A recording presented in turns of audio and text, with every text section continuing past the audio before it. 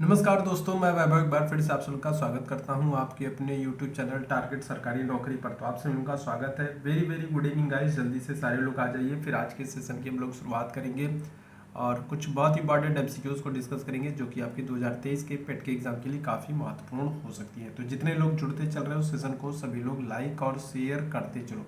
इसी के साथ शुरू करेंगे आज के सेशन को। और पहला प्रश्न आपके सामने है, किशन गंगा सहायक नदी है। तो बताइएगा किशन गंगा जो है ये किसकी सहायक नदी हो जाएगी? झेलम, रावी, चिनाब, ब्यास, क्या हो जाएगा? जल्दी से सारे लोग बताना। तो किशन गंगा जो है ये किसकी सहायक नदी है? पहले प्रश्न का आप लोगों को आंसर करना है। और जितने लोग जुड़ते चल रहे हो सेशन को, सभी लोग क्या करते चलो, सेशन को लाइक करते चलो, सेशन को शेयर करते चलो, ताकि बाकी साथी जो अभी तक नहीं जुड़ पाए तो वो सारे लोग भी जुड़ जाए। तो किशन गंगा जो है ये सहायक नदी हो जाएगी। ऑप्शन सी करेक्ट होगा हमारा। कौन सा? झेलम नदी। ठीक है, तो किशन गंगा जो है ये झेलम की सहायक नदी है। ऑप्शन सी यहाँ पर हमारा बिल्कुल करेक्ट आंसर हो जाएगा। आगे बढ़ेंगे हम लोग, अगले प्रश्न की तरफ चलेंगे। अगले प्रश्न का आंसर कीजिएगा। बाण सागर परियोजना स्थित है। तो ये बाण सागर परियोजना ये कौन सी नदी पर स्थित है? ये आपको बताना है। रिहंद नदी, सोन नदी, कन्हर नदी या फिर नर्मदा नदी।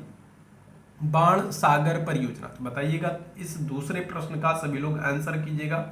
जल्दी जल्दी आंसर करते चलो और क्या करेक्ट आंसर हो जाएगा बताना। बाण सागर परियोजना तो रिहंद नदी पर, सोन नदी पर, कन्हर नदी पर या फिर नर्मदा नदी पर। दूसरे प्रश्न की बात करेंगे, ऑप्शन क्या हो जाएगा यहाँ पर? बी बिल्कुल करेक्ट हो जाएगा, सोन नदी। ठीक है, बाण सागर परियोजना जो है, ठीक है, ये क्या हो जाएगा? तो ये सोन नदी पर है। ऑप्शन बी हमारा बिल्कुल करेक्ट आंसर हो जाएगा। आगे बढ़ेंगे, तीसरे प्रश्न की बात करेंगे। कौन सी नकदी फसल नहीं है? तीसरे प्रश्न का आंसर कीजिएगा। कौन सी नकदी फसल नहीं है? तो जूट, मूंगफली, ज्वार या फिर गन्ना। क्या करेक्ट आंसर हो जाएगा? तीसरे प्रश्न का सभी लोग आंसर करो भाई। तीसरे प्रश्न का सभी लोग आंसर करो। जूट, मूंगफली, ज्वार या फिर गन्ना, कौन सी नकदी फसल नहीं है? क्या करेक्ट आंसर होगा हमारा? ऑप्शन सी हो जाएगा, ज्वार। ज्वार जो है ये नकदी फसल नहीं है। ऑप्शन सी यहाँ पर बिल्कुल करेक्ट हो जाएगा। आगे बढ़ेंगे, अगले प्रश्न की तरफ चलेंगे। अगले प्रश्न का आंसर करेंगे। टंका मुद्रा किसने जारी किया? ठीक है, तो कौन सा यहाँ पर सुल्तान है जिसने क्या किया है? जिसने टंका नामक मुद्रा को जारी किया है? इल्तुतमिश, सिकंदर लोदी, अकबर या फिर फिरोज शाह तुगलक। क्या करेक्ट आंसर होगा? चौथे प्रश्न की बात करेंगे। चलिए बताइएगा। तो टंका नामक मुद्रा किसने जारी की है? इल्तुतमिश ने, सिकंदर लोदी ने, अकबर ने या फिर फिरोज शाह तुगलक ने। चौथे प्रश्न की बात करेंगे। करेक्ट आंसर क्या हो जाएगा हमारा? ऑप्शन ए हो जाएगा, इल्तुतमिश। इल्तुतमिश ने क्या किया है? तो इन्होंने चांदी का टंका नामक मुद्रा को जारी किया है। जो ये टंका मुद्रा थी ये किस धातु की थी? तो ये चांदी की थी। ठीक है, तो ऑप्शन ए बिल्कुल करेक्ट होगा। अगले प्रश्न का आंसर कीजिएगा। बुद्ध कौशाम्बी किसके समय में आए थे? ठीक है, बताइएगा। तो बुद्ध की अगर हम लोग बात करेंगे, अगर हम लोग बुद्ध की बात करते हैं तो बुद्ध जो है ये कौशाम्बी किसके समय में आते हैं ये आपको बताना है। चलिए जल्दी से बताना। तो शतानिक के समय में, उदयन के समय में, बोधि के समय में या फिर नीछू के समय में। ठीक है, तो बुद्ध जो है, महात्मा बुद्ध जो है ये कौशाम्बी जब आते हैं तो उस समय कौशाम्बी का राजा कौन था ये आपको बताना है। पांचवें प्रश्न का सभी लोग आंसर करना है। जल्दी से आंसर करते चलो भाई। क्या करेक्ट आंसर हो जाएगा? तो यहाँ पर देखो सही आंसर होगा आपका ऑप्शन बी, उदयन। ठीक है, इस समय वत्स या फिर कहें कौशाम्बी का जो राजा था वो कौन था? तो उदयन था। ऑप्शन बी यहाँ पर बिल्कुल करेक्ट हो जाएगा। अगले प्रश्न की तरफ चलेंगे। छठवें प्रश्न का आंसर करना। नेशनल प्लानिंग कमेटी का गठन जो है, ठीक है, किया गया तो कौन करेगा भाई? नेशनल प्लानिंग कमेटी का गठन कौन करेगा? जवाहरलाल नेहरू करेंगे, सुभाष चंद्र बोस करेंगे, लाल बहादुर शास्त्री करेंगे या फिर दादा भाई नौरोजी करेंगे? इस प्रश्न का आप लोगों को आंसर करना है। चलो जल्दी से आंसर करना भाई। चलो जल्दी से आंसर करना भाई। नेशनल प्लानिंग कमेटी की बात करेंगे, करेक्ट आंसर क्या हो जाएगा? तो देखो इसको 1938 के हरिपुरा अधिवेशन के दौरान, 1938 में हरिपुरा अधिवेशन होगा और इसी अधिवेशन के दौरान क्या होगा? नेशनल प्लानिंग कमेटी का गठन किया जाएगा।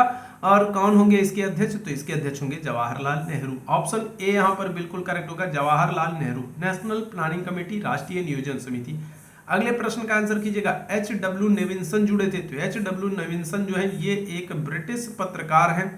ठीक है, यहाँ पर अगर हम लोग बात करेंगे तो ये क्या हो जाएंगे? तो ये एक ब्रिटिश जो है पत्रकार हैं, न्यूज एंकर हैं। और क्या हो जाएंगे? ये किस आंदोलन से जुड़े थे ये बताना है आपको। असहयोग आंदोलन, सविनय अवज्ञा आंदोलन, स्वदेशी आंदोलन या फिर भारत छोड़ो आंदोलन। सातवें प्रश्न की बात करेंगे। करेक्ट आंसर क्या हो जाएगा हमारा? ऑप्शन सी हो जाएगा, स्वदेशी आंदोलन से जुड़े थे H.W. नेविल्सन। ऑप्शन सी बिल्कुल करेक्ट हो जाएगा। ठीक है, चलो बहुत अच्छे, आगे बढ़ते हैं अगले प्रश्न की तरफ। 8वें प्रश्न का आंसर कीजिएगा।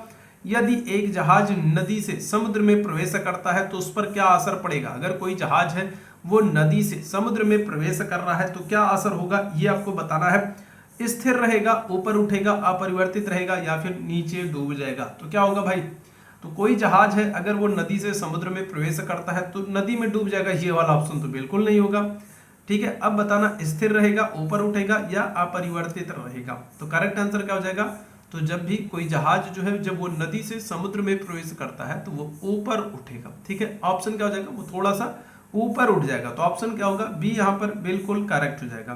ठीक है, चलो आगे बढ़ते हैं। 9वें प्रश्न का आंसर करना। दिल्ली का लौह स्तंभ स्थित है, तो दिल्ली का लौह स्तंभ, सबसे पहले तो ये कि जो लौह स्तंभ है इसका निर्माण किसने कराया था? तो ये कराया था किसने? चंद्रगुप्त द्वितीय, या फिर जिनको हम लोग कहते हैं विक्रमादित्य। तो इन्होंने क्या किया था, इन्होंने इस लौह स्तंभ का निर्माण करवाया था। और ये लौह स्तंभ कहाँ पर स्थित है दिल्ली में? जामा मस्जिद, लाल किला, कुतुब मीनार या फिर हुमायूं का मकबरा? तो 9वें प्रश्न की बात करेंगे तो जो ये दिल्ली का जो लौह स्तंभ है ये कहाँ पर है? तो ये कुतुब मीनार के पास है। ऑप्शन क्या हो जाएगा, ऑप्शन यहाँ पर आपका सी वाला बिल्कुल करेक्ट हो जाएगा। आगे बढ़ेंगे अगले प्रश्न की तरफ। 10वें प्रश्न का सभी लोगों को आंसर करना है। किस राज्य ने हाल ही में अपना पहला स्पेस टेक फ्रेमवर्क लॉन्च किया है? 10वें प्रश्न का आंसर करना है, तो कौन सा राज्य है जिसने अभी हाल ही में अपना पहला स्पेस टेक फ्रेमवर्क लॉन्च किया है? केरल, कर्नाटक और ठीक है आंध्र प्रदेश या तमिलनाडु? देखो यहाँ पर आपको आंध्र प्रदेश दिया, यहाँ पर आंध्र प्रदेश नहीं होगा। ठीक है, यहाँ पर क्या होगा, तो यहाँ पर आपका जो करेक्ट आंसर हो जाएगा वो होगा आपका तेलंगाना। ठीक है, ध्यान रखना क्या होगा, तो तेलंगाना आपका बिल्कुल करेक्ट आंसर होगा। किस राज्य ने हाल ही में अपना पहला स्पेस टेक फ्रेमवर्क लॉन्च किया है? तो ये हमारा यहाँ पर करेक्ट जो आंसर होगा वो तेलंगाना होगा, तो इसको आप ध्यान रखना। ठीक है, तेलंगाना। चलिए आगे बढ़ते हैं अगले प्रश्न की तरफ। मध्यकालीन शासक ने सार्वजनिक वितरण प्रणाली को प्रारंभ किया है। 11वें प्रश्न का आंसर करो भाई, कौन मध्यकालीन शासक है? तो कौन सा ऐसा शासक है, मध्यकालीन शासक है जिसने सार्वजनिक वितरण प्रणाली की शुरुआत की है? अलाउद्दीन खिलजी, बलबन, फिरोज शाह तुगलक या फिर मोहम्मद बिन तुगलक? 11वें प्रश्न का आप लोगों को आंसर करना है। करेक्ट आंसर कौन हो जाएंगे हमारे, तो ऑप्शन ए हो जाएंगे अलाउद्दीन खिलजी। ये मध्यकालीन शासक हैं जिन्होंने क्या किया है, जिन्होंने सार्वजनिक वितरण प्रणाली की शुरुआत की है। ऑप्शन ए यहाँ पर बिल्कुल करेक्ट हो जाएगा। अगले प्रश्न का आंसर कीजिएगा, फॉरवर्ड ब्लॉक की स्थापना किसने की थी? अब फॉरवर्ड ब्लॉक की हम लोग बात करें तो देखो एक बात तो ये हो जाती है कि जो ये फॉरवर्ड ब्लॉक है इसकी स्थापना कब हुई है? तो स्थापना हुई है 1939 में। ठीक है, फॉरवर्ड ब्लॉक की स्थापना कब हुई है? 1939 में हुई है। और दूसरी बात ये हो जाती है कि इसकी स्थापना की किसने है? तो जयप्रकाश नारायण, सुभाष चंद्र बोस, मोतीलाल नेहरू या फिर राम प्रसाद बिस्मिल? 12वें प्रश्न की बात करेंगे तो करेक्ट आंसर क्या हो जाएगा, फॉरवर्ड ब्लॉक की जो स्थापना ये की है सुभाष चंद्र बोस ने। कब की है? 1939 में किया। ऑप्शन बी बिल्कुल करेक्ट हो जाएगा। अगले प्रश्न का आंसर कीजिएगा, भारत के संविधान में उद्देशिका का विचार लिया गया है, बताइएगा कहां से लिया गया है? 13वें प्रश्न का आंसर कीजिएगा, भारत के संविधान में उद्देशिका का विचार लिया गया है कनाडा से, फ्रांस से, अमेरिका से या फिर ऑस्ट्रेलिया से? 13वें प्रश्न का आंसर करना है, भारत के संविधान में उद्देशिका का विचार, तो कनाडा से, फ्रांस से, अमेरिका से या फिर ऑस्ट्रेलिया? देखो उद्देशिका का विचार, उद्देशिका का विचार मतलब क्या है भाई, कि जो ये उद्देशिका है ना, तो ये कहां से लिया गया? तो करेक्ट आंसर हमारा होगा ऑप्शन सी। ठीक है, अमेरिका से उद्देशिका या फिर आप कहोगे प्रस्तावना को लिया गया। अगर इनकी भाषा पूछा जाता तो फिर आप कहते हैं आंसर ऑस्ट्रेलिया, लेकिन उद्देशिका पूछ रहा है तो ऑप्शन क्या होगा, सी, अमेरिका से। अगले प्रश्न का आंसर कीजिएगा, भारत में कुल कितने जैवमंडल आरक्षित क्षेत्र हैं? 10, 12, 18 या फिर 25? तो भारत में कुल कितने जैवमंडल आरक्षित क्षेत्र हैं, इस प्रश्न का आप लोगों को आंसर करना है। चलिए जल्दी से बताना भाई, भारत में कुल कितने जैवमंडल आरक्षित क्षेत्र हैं? तो 10, 12, 18 या फिर 25? क्या करेक्ट आंसर हो जाएगा? चलो जल्दी से बताते चलो भाई, जल्दी से सभी लोग आंसर करते चलो भाई, क्या करेक्ट आंसर हो जाएगा? तो यहाँ पर करेक्ट आंसर होगा हमारा ऑप्शन सी, 18। ठीक है, भारत में कुल कितने? तो 18 जैवमंडल आरक्षित क्षेत्र है, आपके बायोस्फीयर रिजर्व है। ठीक है, चलो आगे बढ़ते हैं। कौन वनस्पति रेशा नहीं है? 15वें प्रश्न का आंसर कीजिएगा। और पेट के एग्जाम में देखो ये प्रश्न पूछा गया है, कौन वनस्पति रेशा नहीं है? जूट, कॉटन, नायलॉन या फिर फ्लेक्स? क्या हो जाएगा? कौन वनस्पति रेशा नहीं है? 15वें प्रश्न का आंसर करना है। करेक्ट आंसर हो जाएंगे हमारे ऑप्शन सी, नायलॉन जो है ये वनस्पति रेशा नहीं है। चलिए आगे बढ़ते हैं अगले प्रश्न की तरफ। ग्लोबल वार्मिंग के लिए जिम्मेदार है, ठीक है, बताइएगा। तो ग्लोबल वार्मिंग के लिए क्या जिम्मेदार है? संपीड़ित प्राकृतिक gas, oxygen, green house gas या फिर पाइप्ड प्राकृतिक गैस? 16वें प्रश्न की अगर हम लोग बात करेंगे तो ग्लोबल वार्मिंग के लिए क्या जिम्मेदार है? संपीड़ित प्राकृतिक gas, oxygen, green house gas या फिर पाइप्ड प्राकृतिक गैस? 16वें प्रश्न की बात करेंगे, करेक्ट आंसर क्या होगा हमारा? ऑप्शन सी होगा, ग्रीन हाउस गैस जो है वो इसके लिए जिम्मेदार है। 17वें प्रश्न का सभी लोग आंसर कीजिएगा। पृथ्वी का सबसे बड़ा अंतर स्थलीय जल निकाय है, बताइएगा। पेट के एग्जाम में पूछा गया प्रश्न है, बताइएगा। तो ये प्रश्न पेट के एग्जाम में पूछा गया है, पृथ्वी का सबसे बड़ा अंतर स्थलीय जल निकाय क्या है? सुपीरियर झील, कैस्पियन सागर झील, बैकाल झील या फिर चिल्का झील? तो करेक्ट आंसर क्या हो जाएगा हमारा 17वें प्रश्न का? ऑप्शन बी हो जाएगा, कैस्पियन सागर झील। ये पृथ्वी का सबसे बड़ा अंतर स्थलीय जल निकाय है और खारे पानी की सबसे बड़ी झील है, कैस्पियन सागर झील। अगले प्रश्न का आंसर कीजिएगा। अंतरराष्ट्रीय जैव विविधता दिवस कब मनाते हैं? तो 22 मार्च, 22 अप्रैल, 22 मई या फिर 29 जून? बताना क्या करेक्ट आंसर होगा। अंतरराष्ट्रीय जैव विविधता दिवस देखो 22 मार्च को हम लोग मनाते हैं जल दिवस। 22 अप्रैल की अगर हम लोग बात करेंगे, 22 अप्रैल को हम लोग मनाते हैं पृथ्वी दिवस और 22 मई को हम लोग मनाते हैं क्या? जैव विविधता दिवस। तो यही हमारा ऑप्शन क्या हो जाएगा? 22 मार्च जल दिवस, 22 अप्रैल पृथ्वी दिवस और 22 मई को हमारा करेक्ट आंसर हो जाएगा क्या? जैव विविधता दिवस, ठीक है। 29 जून की अगर हम लोग बात करेंगे तो 29 जून को हम लोग क्या करते हैं? 29 जून को हम लोग मनाते हैं सांख्यिकी दिवस, ठीक है। क्या करते हैं? तो सांख्यिकी दिवस मनाते हैं 29 जून को और 29 जुलाई को हम लोग क्या करेंगे? बाघ दिवस मनाते हैं, ठीक है। तो ये सारे दिवस आप याद रखना।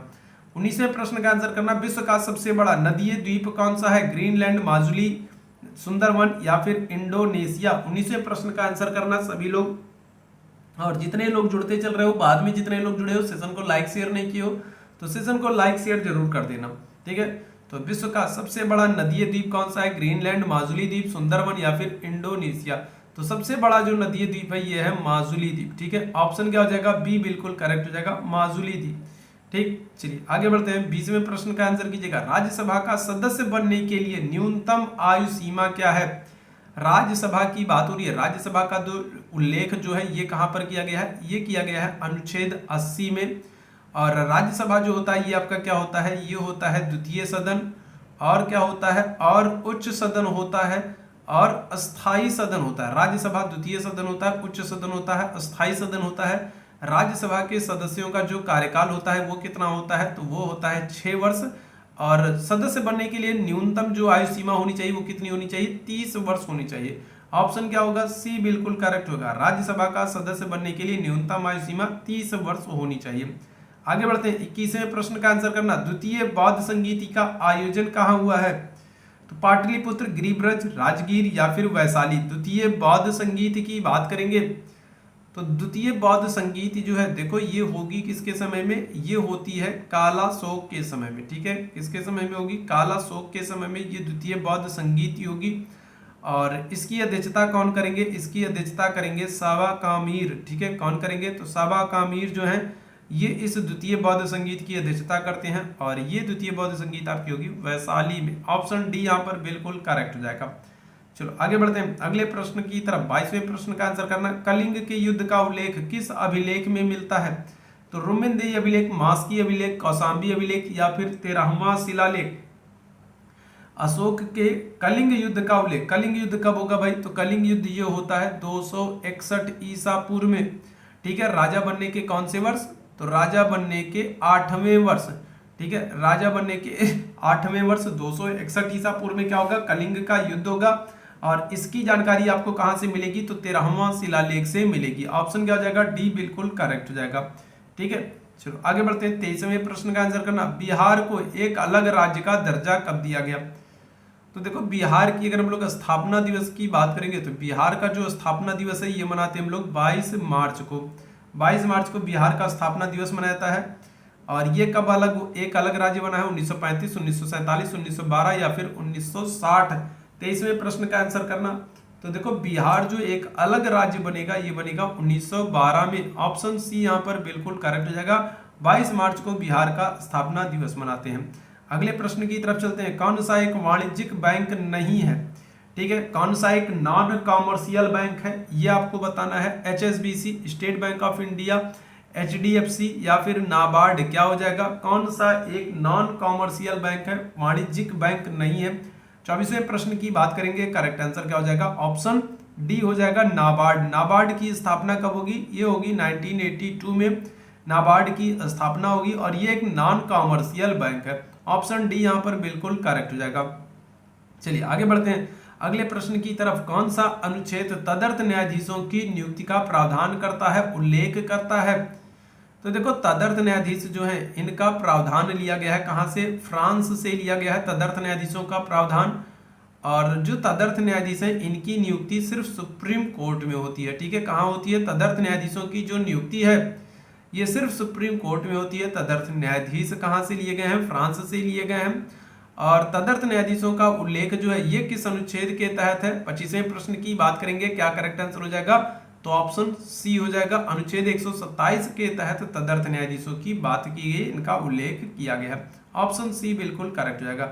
अगले प्रश्न का आंसर कीजिएगा। कौन सी घटना सर्वप्रथम घटित हुई है? सबसे पहले कौन सी घटना? 4 आपको घटनाएं दी गई हैं और आपको बताना है सबसे पहले कौन सी घटना घटित हुई है। द्वितीय गोलमेज सम्मेलन, सविनय अवज्ञा आंदोलन, भगत सिंह सुखदेव राजगुरु को फांसी या फिर नेहरू रिपोर्ट? देखो द्वितीय गोलमेज सम्मेलन जो होगा ये तो होगा आपका 1931 में। अगर हम लोग सविनय अवज्ञा आंदोलन की बात करेंगे तो ये होगा 1930 में। अगर हम लोग बात करेंगे भगत सिंह सुखदेव राजगुरु की तो इनको फांसी होगी 1931 में। और नेहरू रिपोर्ट की अगर हम लोग बात करेंगे तो नेहरू रिपोर्ट आएगा आपका 1928 में। अब बताओ सबसे पहले कौन सी घटना घटित हुई है? करेक्ट आंसर होगा आपका ऑप्शन डी, नेहरू रिपोर्ट। ये 1928 में आएगी और ये सबसे पहले घटना घटित हुई है। ऑप्शन डी यहाँ पर बिल्कुल करेक्ट होगा। अगले प्रश्न का आंसर करना, 27वें प्रश्न का आंसर करना। भारत के अंतिम गवर्नर जनरल कौन है? तो डलहौजी, कैनिंग, कर्जल या फिर वेवेल, कौन हो जाएंगे भाई? जल्दी से बताना सभी लोग, चलो जल्दी से मुझे बताना क्या करेक्ट आंसर हो जाएगा। ठीक है, तो भारत के अंतिम गवर्नर जनरल कौन है? डलहौजी है, लॉर्ड कैनिंग है, लॉर्ड कर्जन है या फिर लॉर्ड वेवेल है? चलिए जल्दी से आंसर करते चलिएगा। करेक्ट आंसर क्या हो जाएगा? हमारे ऑप्शन बी हो जाएंगे, लॉर्ड कैनिंग हो जाएंगे। इन्हीं के समय में क्या होगा? इन्हीं के समय में 1858 का एक्ट आएगा और इसी एक्ट के द्वारा क्या किया जाएगा? जो गवर्नर जनरल होते थे तो गवर्नर जनरल की जगह पर अब क्या कर दिया जाएगा? वायसराय का प्रावधान कर दिया जाएगा। ठीक है, किसका? तो वायसराय का प्रावधान कर दिया जाएगा 1858 के एक्ट से। तो अगर यहाँ पर हम लोग बात करें भारत के अंतिम गवर्नर जनरल की तो ये कौन हो जाएंगे? लॉर्ड कैनिंग हो जाएंगे। ऑप्शन क्या होगा? बी बिल्कुल करेक्ट हो जाएगा। चलो 28वें प्रश्न की बात करेंगे। किस अधिनियम से प्रांतीय स्वायत्तता को लागू किया गया है? 28वें प्रश्न का आंसर कीजिएगा। किस अधिनियम से प्रांतीय स्वायत्तता को लागू किया गया? 1919, 1909, 1935 या फिर 1956? 28वें प्रश्न का आंसर करना है आप लोगों को। कौन सा अधिनियम है जिससे प्रांतीय स्वायत्तता को लागू किया गया है? करेक्ट आंसर होगा हमारा ऑप्शन सी, 1935 का भारत शासन अधिनियम, जिसके द्वारा प्रांतीय स्वायत्तता को लागू किया गया। ऑप्शन सी बिल्कुल करेक्ट हो जाएगा। चलो आगे बढ़ते हैं। 29वें प्रश्न का आंसर करना। ऊंट की हड्डियां मिलती हैं, कौन सा हड़प्पा सभ्यता का स्थल है जहां से आपको ऊंट की हड्डियां देखने को मिलेंगी? तो हड़प्पा से, रंगपुर से, कालीबंगा से या फिर रोपड़ से? सिंधु घाटी सभ्यता, हड़प्पा सभ्यता का कौन सा स्थल है जहां से ऊंट की हड्डियां मिलती हैं? 29वें प्रश्न की बात करेंगे, ऑप्शन सी बिल्कुल करेक्ट हो जाएगा, कालीबंगा हो जाएगा। ठीक है, क्या हो जाएगा? तो कालीबंगा से आपको ऊंट की हड्डियां देखने को मिलती हैं। अगले प्रश्न का आंसर करना। 30वें प्रश्न की तरफ चलेंगे। 1980 में कितने बैंकों का राष्ट्रीयकरण किया गया? 14 बैंकों का, 8 बैंकों का, 6 बैंकों का या फिर 15 बैंकों का? तो 1980 में कितने बैंकों का राष्ट्रीयकरण किया गया है? 30वें प्रश्न की बात करेंगे। चलो जल्दी से मुझे बताते चलना। 1980 में कितने बैंकों का राष्ट्रीयकरण किया गया है? 1980 की बात करेंगे, बताइएगा। तो 14 बैंक, 8 बैंक, 6 बैंक या फिर 15 बैंक? 30वें प्रश्न की बात करेंगे, करेक्ट आंसर क्या हो जाएगा? 1980 में तो 6 बैंकों का राष्ट्रीयकरण किया गया। ऑप्शन क्या होगा? सी बिल्कुल करेक्ट हो जाएगा। 1980 में 6 बैंकों का राष्ट्रीयकरण किया गया है। 31वें प्रश्न का आंसर करेंगे। 104वां संशोधन संबंधित है? बताइएगा। 31वें प्रश्न का आंसर करना है। 104वां संशोधन किससे संबंधित है? जीएसटी से, पिछड़ा वर्ग आयोग को संवैधानिक दर्जा देने से, आर्थिक रूप से पिछड़े सवर्णों को 10% आरक्षण से, या फिर आंग्ल भारतीयों के मनोनयन को समाप्त करने से। 104वां संशोधन किससे संबंधित है? इस प्रश्न का आंसर करना है और करेक्ट आंसर क्या हो जाएगा हमारा? ऑप्शन डी हो जाएगा। जो लोकसभा में जो आंग्ल भारतीय होते थे या विधानसभा में जो आंग्ल भारतीय होते थे उनके मनोनयन को समाप्त किया गया है 104वें संविधान संशोधन से। ऑप्शन डी बिल्कुल करेक्ट हो जाएगा। अगले प्रश्न का आंसर कीजिएगा। सत्रिय किस राज्य का लोक नृत्य है? देखो, जो 8 आपके शास्त्रीय नृत्य होते हैं, शास्त्रीय नृत्यों की अगर हम लोग बात करेंगे तो शास्त्रीय नृत्यों की संख्या कितनी होती है? शास्त्रीय नृत्यों की संख्या होती है 8, और 8 शास्त्रीय नृत्यों में सत्रिय भी एक शास्त्रीय नृत्य है। अब आपको बताना ये किस राज्य का है। तो सत्रिय जो नृत्य है, 8 शास्त्रीय नृत्य होते हैं और 8 शास्त्रीय नृत्यों में ये सत्रिय भी है, और ये किस राज्य का जो है सांस्कृतिक नृत्य है, शास्त्रीय नृत्य है? बताइएगा क्या करेक्ट आंसर हो जाएगा? तो ऑप्शन सी हो जाएगा, असम। ठीक है, कहाँ का है? असम का। ऑप्शन सी बिल्कुल करेक्ट हो जाएगा। अगले प्रश्न की तरफ चलेंगे। अकबर का मकबरा कहाँ पर स्थित है? तो देखो, अकबर की अगर हम लोग बात करते हैं तो 1605 में क्या होगा? 1605 में अकबर की मृत्यु हो जाती है, और अकबर को कहां दफनाया जाएगा? सासाराम, सादरा, सिकंदरा या फिर आरामबाग? करेक्ट आंसर क्या हो जाएगा? 33वें प्रश्न की बात करेंगे। अकबर का मकबरा कहां पर स्थित है? करेक्ट आंसर क्या हो जाएगा हमारा? ऑप्शन सी हो जाएगा, सिकंदरा में। ठीक है, कहां पर? तो सिकंदरा में अकबर का मकबरा स्थित है। ऑप्शन सी बिल्कुल करेक्ट है। अगले प्रश्न की बात करेंगे। इंडिया डिवाइडेड पुस्तक के लेखक कौन है? अब्दुल कलाम आजाद, एपीजे अब्दुल कलाम आजाद, या फिर राजेंद्र प्रसाद, या फिर सुभाष चंद्र बोस? बताइएगा कौन हो जाएंगे भाई? तो देखो, यहाँ पर अगर हम लोग बात करेंगे तो ये हो जाएंगे आपके अबुल कलाम आजाद, अबुल कलाम आजाद, एपीजे अब्दुल कलाम आजाद, राजेंद्र प्रसाद या फिर सुभाष चंद्र बोस? कौन हो जाएंगे इंडिया डिवाइडेड के लेखक? तो 34वें प्रश्न की बात करेंगे। करेक्ट आंसर हो जाएंगे हमारे राजेंद्र प्रसाद। ये इंडिया डिवाइडेड के लेखक हैं। ऑप्शन सी बिल्कुल करेक्ट हो जाएगा। अगले प्रश्न की तरफ चलते हैं। क्लाउडेड लेपर्ड अभ्यारण्य किस राज्य में स्थित है? 35वें प्रश्न का आंसर करना है और आज के सेशन का आखिरी प्रश्न है। क्लाउडेड लेपर्ड अभ्यारण्य किस राज्य में है? केरल, मिजोरम, त्रिपुरा या फिर मेघालय? 35वें प्रश्न का आंसर करना है और करेक्ट आंसर जो होगा वो हमारा क्या होगा? ऑप्शन सी हो जाएगा, त्रिपुरा राज्य में क्लाउडेड लेपर्ड अभ्यारण्य जो है ये स्थित है। ऑप्शन सी बिल्कुल करेक्ट हो जाएगा। ठीक है, तो ये आज के सेशन में 35 महत्वपूर्ण प्रश्न थे। उम्मीद है सेशन आप लोगों को पसंद आया होगा। सेशन पसंद आया हो तो सेशन को लाइक शेयर जरूर करते चलना। अभी के लिए बस इतना ही करूंगा। थैंक यू सो मच आप सभी को मेरे साथ जुड़ने के लिए। गुड नाइट, शुभ रात्रि।